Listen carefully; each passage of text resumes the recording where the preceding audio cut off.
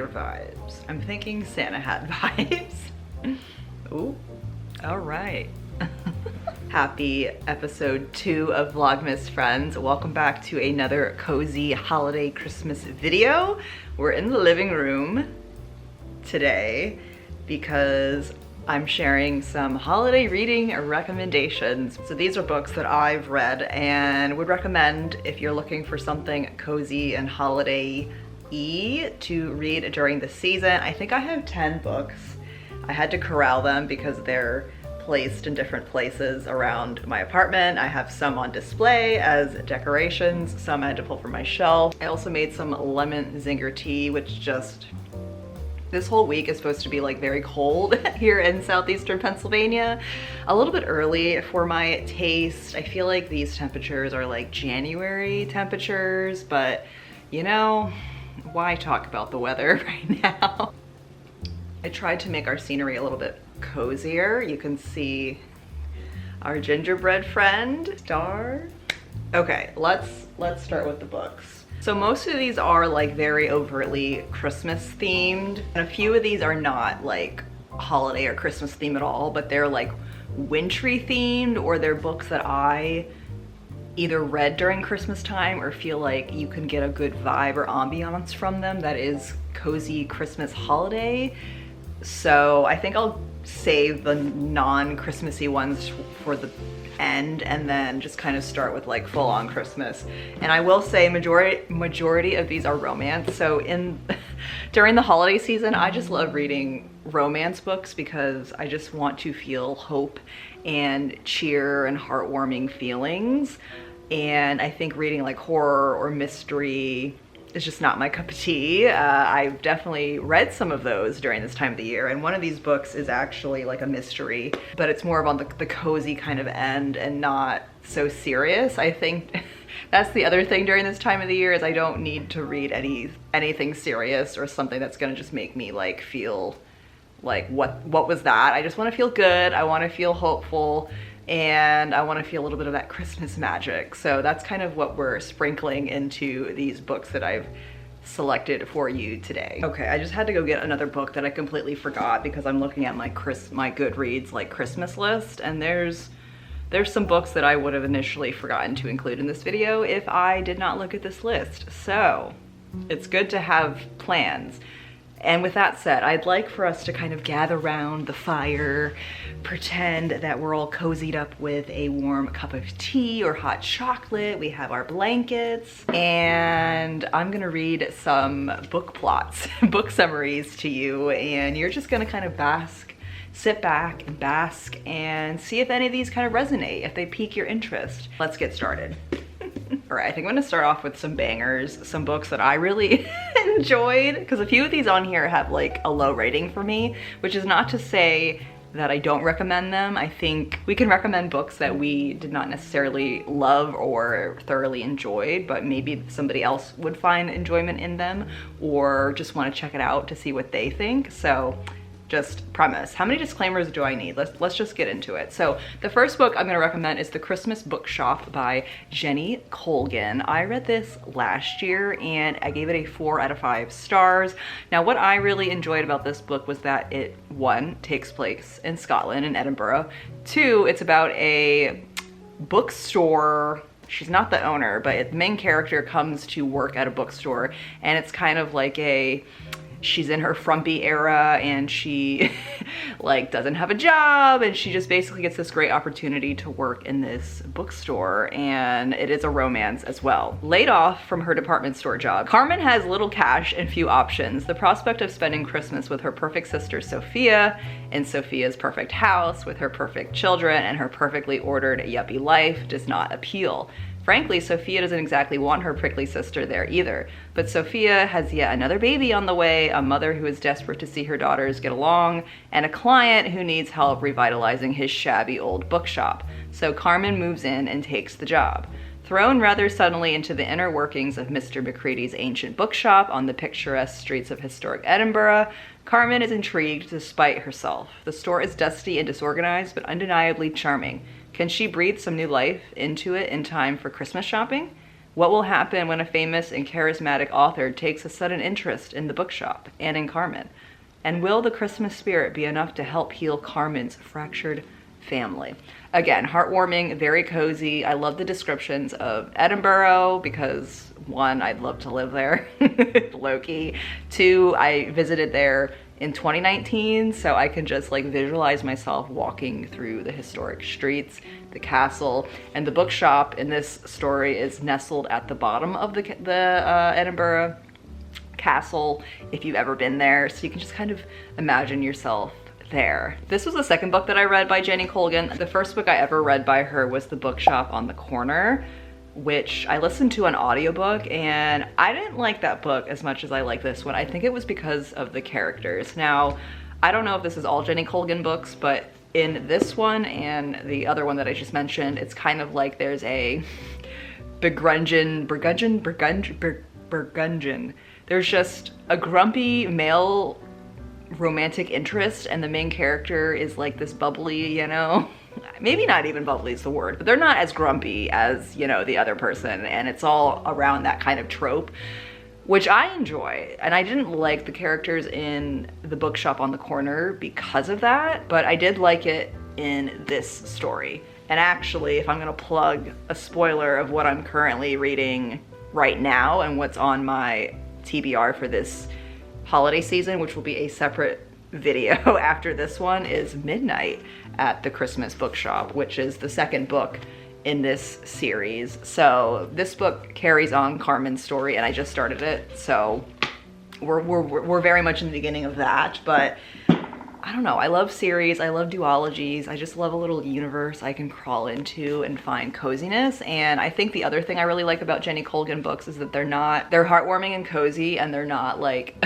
spicy and cheesy. Like, don't get me wrong, I love a cozy Hallmark cheesy book with spice. Like, I'm into all kinds of spice if it makes sense for the story and the characters, but you don't get that in here, and I really love that. It's like a slow burn, pining, does he like me, do I like him kind of vibe, which I'm all about. So highly recommend this book. Speaking of Hallmark movies, speaking of cheesy, my next book is A Timeless Christmas by Alexis Stanton, which is apparently a Hallmark Channel movie as well. It was turned into a movie, and I should watch that this year. Maybe I will do that. I read this a couple years ago, and honestly, I would reread it again. I think I read it for like a 24-hour readathon that I did 2 Christmases ago, and I fell in love with it. I gave it a 5 out of 5 stars, which when Sheila gives 5 stars to a book, like, I don't know, take it with a grain of salt, because I give 5 stars to like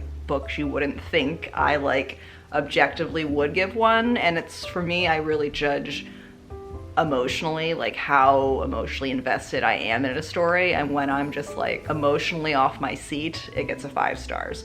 And I think what really gave this a 5 star for me is that it's a historical romance, and there's time travel. So we go back to 1902, I think, is where this takes place. They're from 2 different centuries, but they're perfect for each other. Megan Turner is in love with the past. As a tour guide at a beautiful historic mansion, she tells visitors about its original owner, Charles Whitley. An inventor and businessman in the early 1900s, he rose from poverty to wealth, only to disappear without a trace.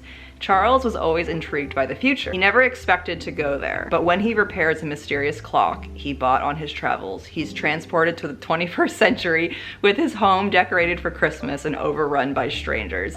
Charles is determined to find a way back to his own era, especially when he learns about what happened after he left. But as Megan introduces him to the wonders of smartphones, pizza, and modern holiday traditions, they both feel a once-in-a-lifetime connection. Could it be that somewhere in time they belong together? Sounds so cheesy and like unbelievable, but I think because it takes place, like the time travel goes back to like early 1900s America, like I'm seated. I just love that whole aspect of the book, and it was believable for me. Okay, I was just sucked in, loved it. Can I read it again, like right now?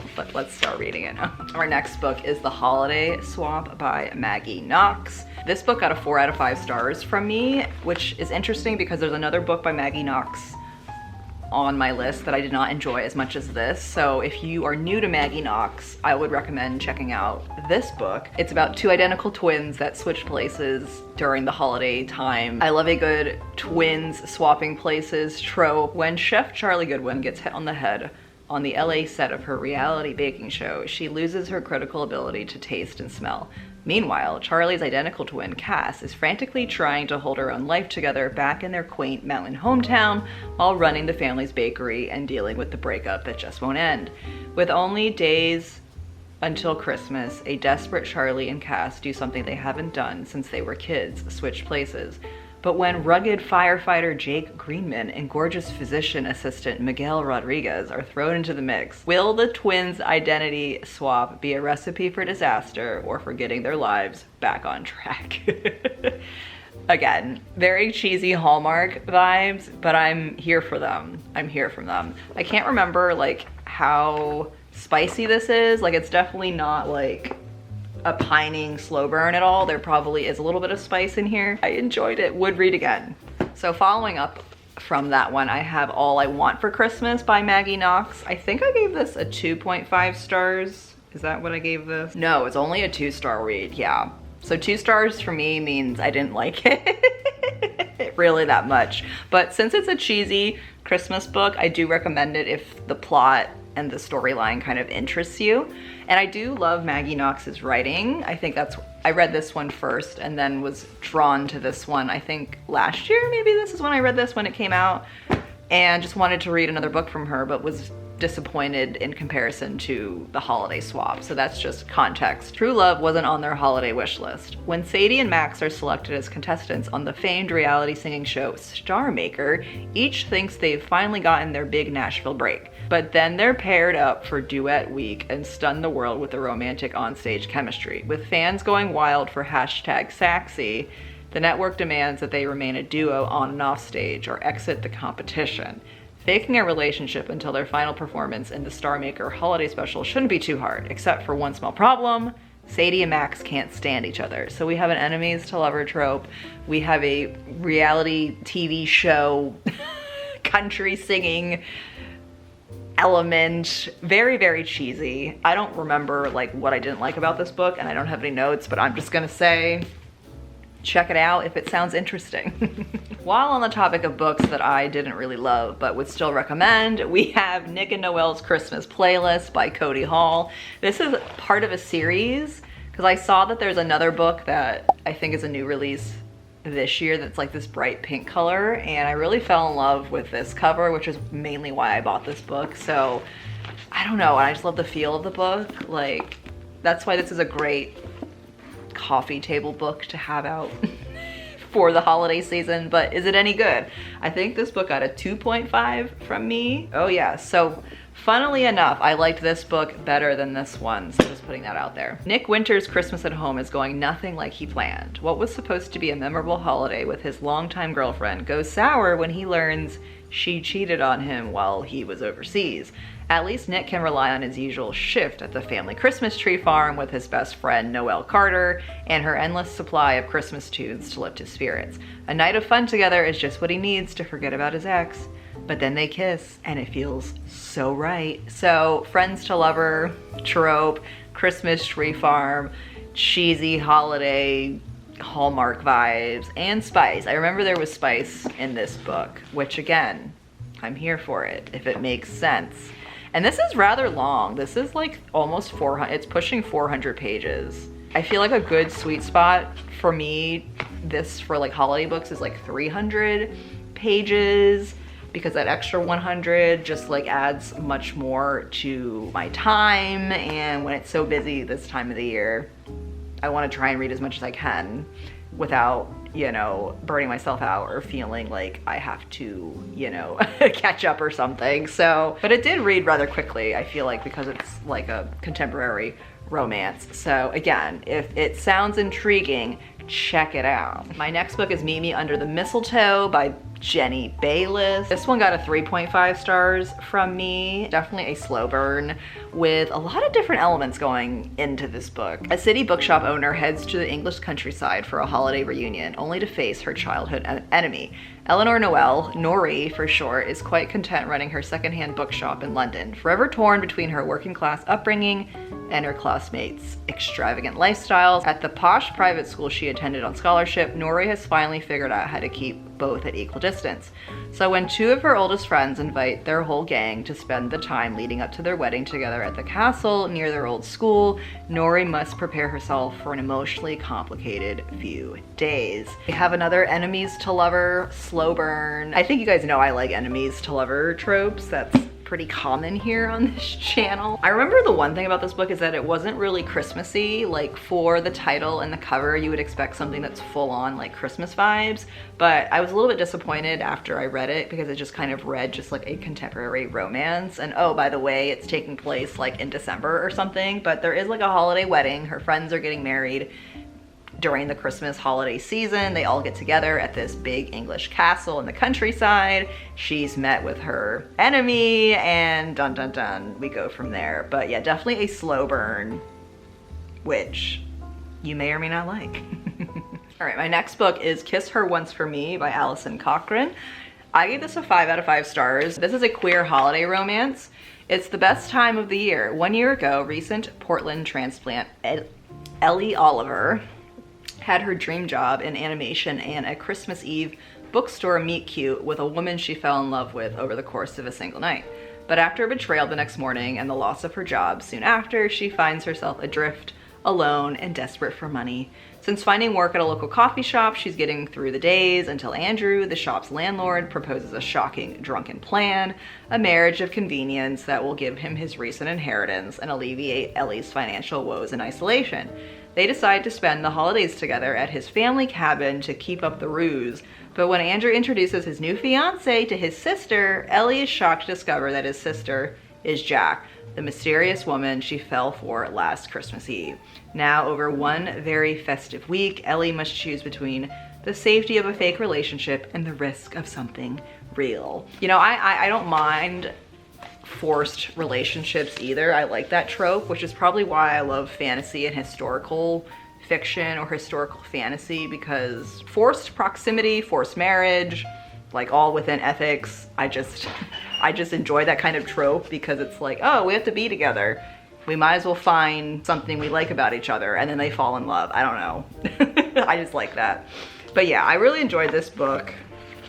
I can't remember why specifically, but 5 out of 5 stars says enough. Go check it out. Next, I'm gonna recommend a middle grade book. It is called A Boy Called Christmas by Matt Haig, and I listened to it on audio. No, maybe I read it on ebook. Like I checked it out through Libby, but that's what it looks like. And it's a part of a series.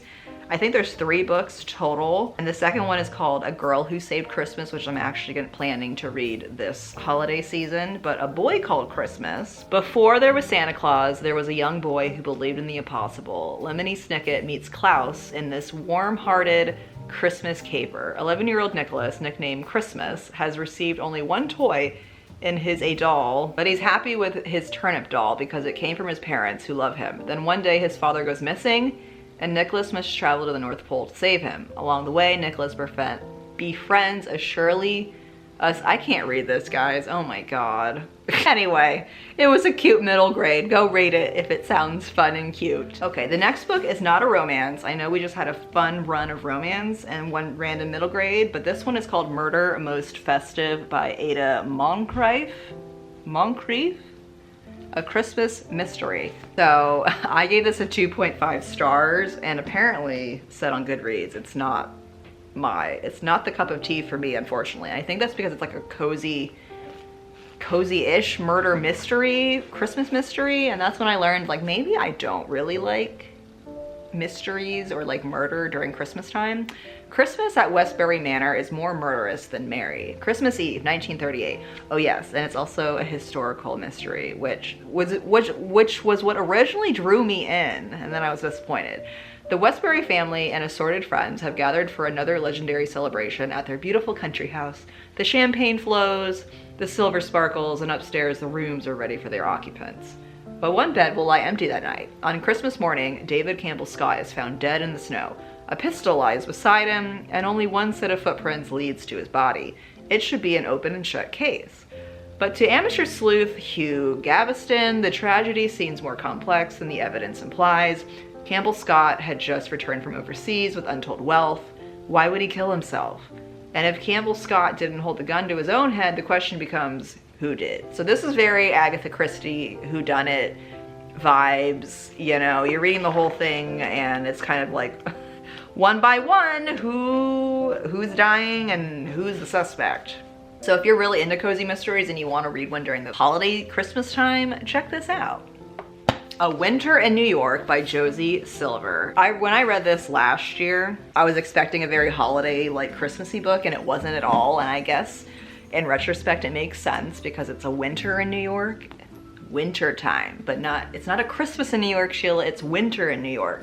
So I think having that expectation made it a little bit disappointing for me. That's why I'm warning you guys. Like, this is more of a winter book than a Christmas book. But to my surprise, I gave it a 4 out of 5 stars. Like, I still enjoyed it despite it not being super Christmassy. And I've read other Josie Silver books in the past. I think Alone in December is one of the first books, or the first book I read by her, and really enjoyed that and would read that again. I feel like that's just a cozy Christmas book that actually should be on this list. I don't have a physical copy of it, which is probably why I don't have it like front of mind, which is why I buy books. If you're doing research into books, check out that book, and also feel free to check out this book for more Christmas vibes. A young chef stumbles upon a secret family recipe that might lead her to the love and life she's been looking for. When Iris decides to move to New York City to restart her life, she realizes she underestimated how big the Big Apple really is.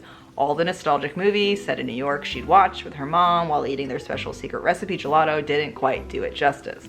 But Bobby, Iris's best friend, isn't about to let her hide away. He drags her to a famous autumn street fair in Little Italy, and as they walk among the food stalls, a little family-run gelateria, oh my god, where you go get gelato, catches her eye. Could it be the same shop that's in an old photo of her mother's?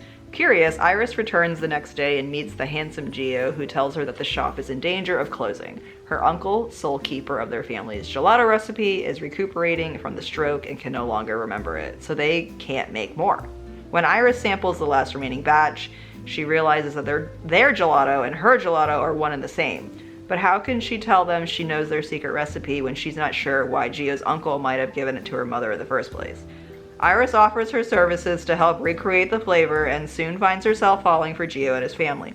But when Gio's uncle finally recovers, all the secrets Iris has been keeping threaten to ruin the new life and new love she's been building all winter long. Okay, that was really long to read, and honestly doesn't sound that like exciting like when I read it back. So family, there's a lot of family like in this book, which I really appreciated, and our main character like didn't really have a big family growing up. Like, it was just her and her mom living in New York, and we're on the poorer side.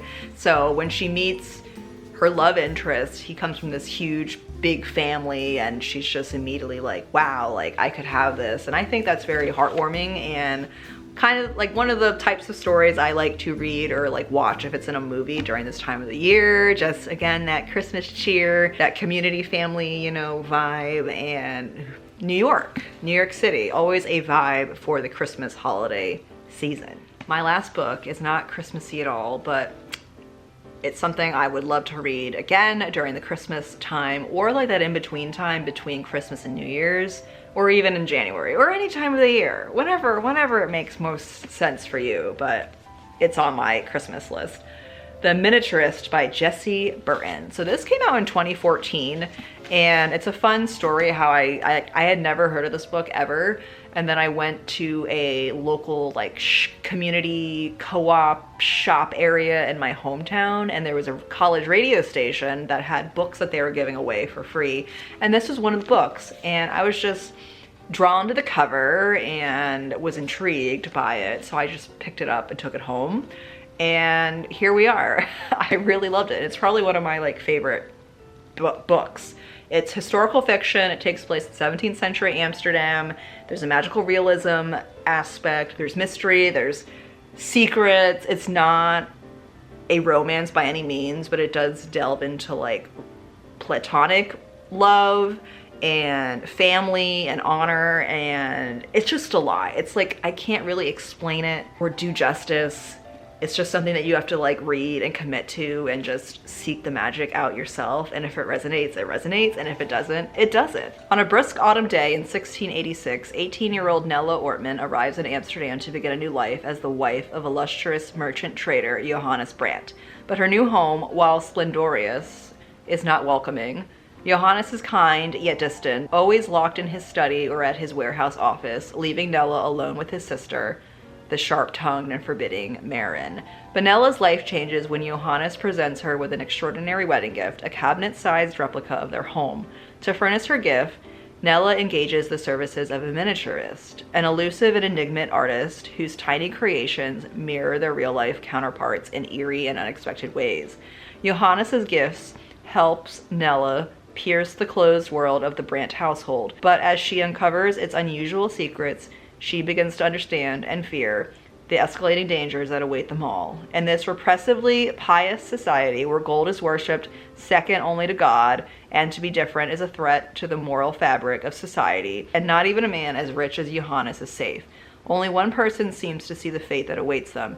Is the miniaturist the key to their salvation, or the architect of their destruction? Enchanting, beautifully written, and exquisitely suspenseful, The Miniaturist is a magnificent story of love and obsession, betrayal and retribution, appearance and truth. Like, it's a lot. There's a lot in here, and I know not everybody is going to be enthralled or interested in it at all, but if you've read any historical fiction books that I've recommended or you know that I like and you are interested, I would say check it out. I just want to like geek out about this book with somebody, and I always like recommend it and nobody reads it. So I don't know, maybe it's just for me. Maybe Jessie Burton wrote this book for me. And again, it's not a 5-star read either. It was like a 4-star for me, like leaning towards a 4.5.